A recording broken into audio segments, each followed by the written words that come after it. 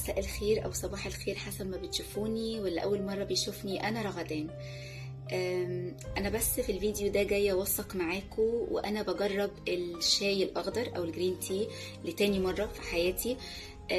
أنا كل بس فكرتي عنه زمان لما جربته وما حبيتوش انه بيخسس، او انه لما بناكل اكله تقيله بنشربه عشان يعني ولا اكننا كلنا حاجه. لكن مؤخرا انا قررت ان انا احاول اجربه للمره التانية. انا ناسيه طعمه، بس اللي انا فاكراه ان كان طعمه وحش قوي، يعني انا ما حبيتوش وقررت ان انا مش هشربه من سنين.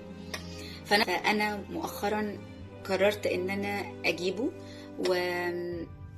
وهجربه، ولو قدرت ان انا اشربه انا يعني قادره اشربه، ان انا ابقى عملت اي حاجه هيلسي في اليوم بتاعي. وخصوصا ان انا عرفت يعني في اشخاص انا بثق فيهم جدا ورايهم ثقه بالنسبه لي، ان قالوا لي انه ليه فوائد تانية، يعني انه مريح قبل النوم وللهضم، فليه فوائد تانية كتير. فأنا جبته وهجربه بقى وهوثق اللحظة دي معاكم. أنا ناسية طعمه خالص، بس هو من ريحته يعني حاسة في ريحة نعناع، ودي بداية مبشرة ما فيهاش أي حاجة وحشة. وهشربه بدون سكر، بدل هعمل بقى حاجة كويسة اعملها from A to Z كويس، يعني مش هشربه بسكر. أنا ولعت الكتل، هجيب بقى كوباية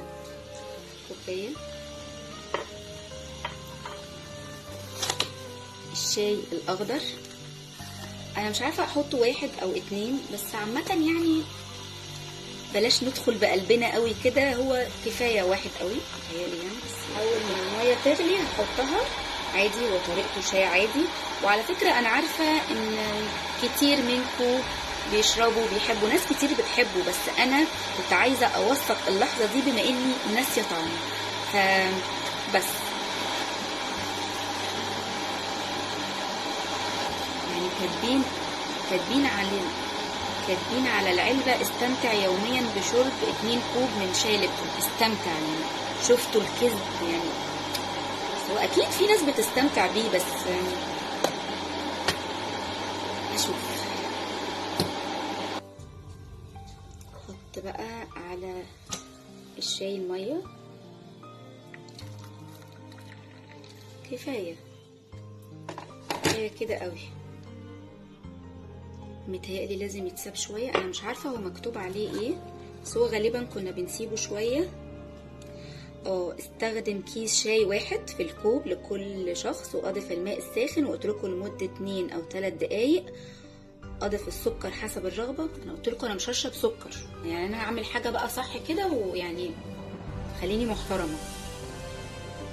فبس بقى بصوا، انا هستنى 3 دقايق زي ما بيقولوا وهرجع بقى.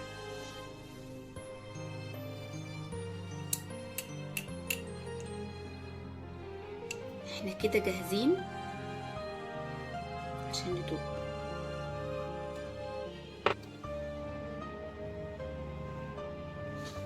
طيب بسم الله الرحمن الرحيم. بسم الله الرحمن الرحيم. جرب بقى. بسم الله.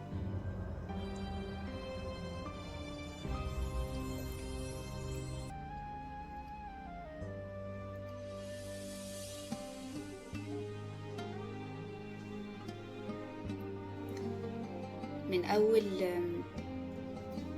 ما جيت اشربه، انا عارفه الناس اللي بتحبه هتبقى مستغرباني، بس هو فيه مراره، يعني فيه طعم مراره. انا ناسيه طعمه زمان كان ايه، بس انا عرفت انا ليه ثانيه.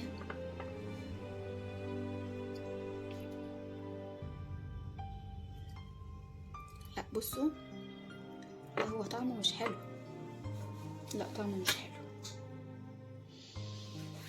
بس هشربه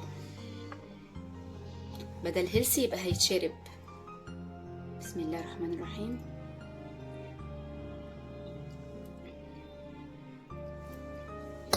لا يعني هو طعمه مش استحالة ان احنا نشربه، بس مش احسن حاجة، يعني في مرارة شوية. انا بدل جبت العلبة يبقى احاول اشرب منها.